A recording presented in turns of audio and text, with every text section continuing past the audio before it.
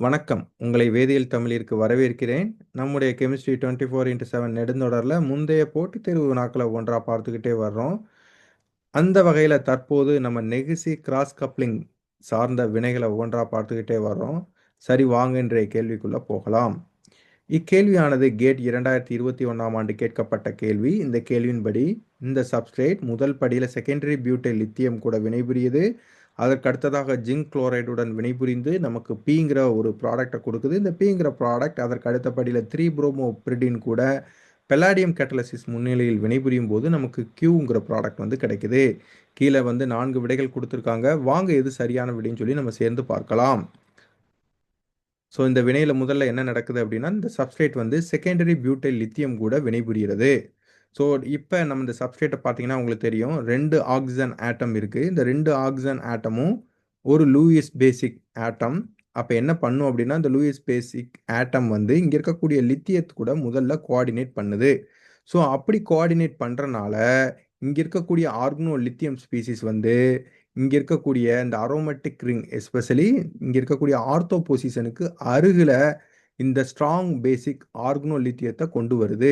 அப்படி கொண்டு வரும்போது இங்க என்ன நடக்குது அப்படின்னா, இங்க இருக்கக்கூடிய ஆர்த்தோ ஹைட்ரஜன் ஆட்டத்தை டீப்ரோட்டனேஷன் பண்ணுது.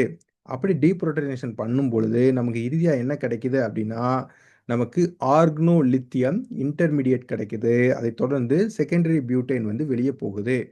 ஸோ இங்க குறிப்பா இங்க என்னென்ன கவனிக்கணும் அப்படின்னா, இங்க இருக்கக்கூடிய மாம் குரூப், இந்த மாம் குரூப் என்ன பண்ணுது அப்படின்னா, டைரக்ட் பண்ணுது.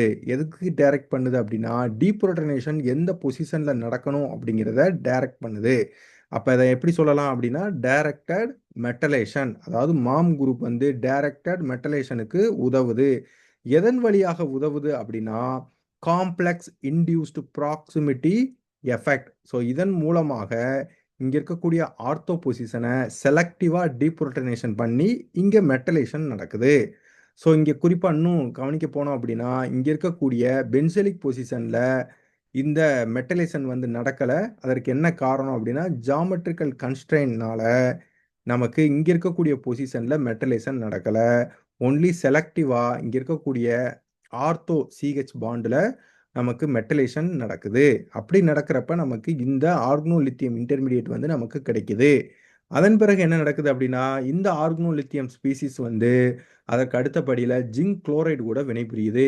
ஸோ இங்க என்ன வினை நடக்குது அப்படின்னா, டிரான்ஸ் மெட்டலேஷன் வினை வந்து நடக்குது. அதாவது இங்க இருக்கக்கூடிய லித்தியம் ஆட்டத்திற்கு பதிலாக ஜிங்க் வந்து நமக்கு இந்த இடத்துக்கு வந்துருது. அப்ப முடிவுல நமக்கு என்ன கிடைக்கும்? இந்த ஆர்கனோ ஜிங்க் ரியேஜென்ட் வந்து நமக்கு கிடைக்கும். இப்ப இந்த ஆர்கனோ ஜிங்க் ரியேஜென்ட், ஸோ அதுதான் நம்மளோட ப்ராடக்ட் பி. இதற்கு அடுத்த படியில 3-புரோமோபிரிடின் கூட பல்லாடியம் கேட்டலிசிஸ் முன்னிலையில் வினைபுரிய போகுது. இது என்ன ரியாக்ஷன் கண்டிஷன் அப்படின்னு சொல்லி பார்த்தோம் அப்படின்னா, நெகிசி கிராஸ் கப்ளிங் வினையோட கண்டிஷன். நம்ம சேனல்ல ஏற்கனவே நெகிசி கிராஸ் கப்ளிங் வினையை பற்றி விரிவா பார்த்திருக்கோம். என்னென்ன பார்த்தோம் அப்படின்னா, நெகிசி கிராஸ் கப்ளிங் வினையோட கேட்டலிட்டிக் சைக்கிள் மற்றும் அதனுடைய மெக்னஸ்டிக் டீடைல்ஸ், அதைத் தொடர்ந்து வேரியஸ் எக்ஸாம்பிள்ஸ் பார்த்தோம். யாரும் பார்க்கல அப்படின்னா டிஸ்கிரிப்ஷன்ல லிங்க் இருக்கு, பாருங்க. சரி, நெகிசி கிராஸ் கப்ளிங் வினையின்படி முதல்ல நமக்கு என்ன தேவை அப்படின்னா, ஆக்டிவ் பெல்லாடியம் ஜீரோ கேட்டலிசிஸ் வந்து தேவை.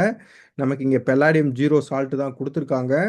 முதல் படியில என்ன நடக்கும் அப்படின்னா, இந்த பெல்லாடியம் டெட்ராகேஸ் 2 லிகாண்டுகளை டிசோசியேட் பண்ணி நமக்கு பெல்லாடியம் ஜீரோ ஆக்டிவ் கேட்டலிஸ்ட் வந்து நமக்கு கிடைக்கும்.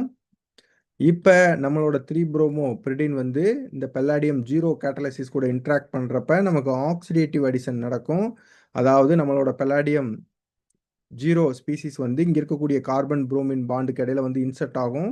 அப்படி நடக்கிறப்ப நமக்கு இந்த இன்டர்மீடியேட் வந்து நமக்கு கிடைக்கும். அதற்கு அடுத்ததாக நமக்கு உருவான இந்த ஆர்கனோ ஜிங்க் ரியேஜன், இதுதான் நம்மளோட ப்ராடக்ட் பி.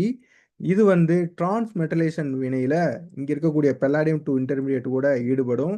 அப்படி நடக்கிறப்ப நமக்கு இந்த இன்டர்மீடியேட் வந்து கிடைக்கும். அதாவது இங்க இருக்கக்கூடிய ஸ்பீசிஸ் வந்து இப்ப பெல்லாடியத்துக்கிட்ட வந்துருச்சு. இந்த புரோமின் ஆட்டம் வந்து இப்ப ஜிங்க் கூட போய் சேர்ந்துருச்சு.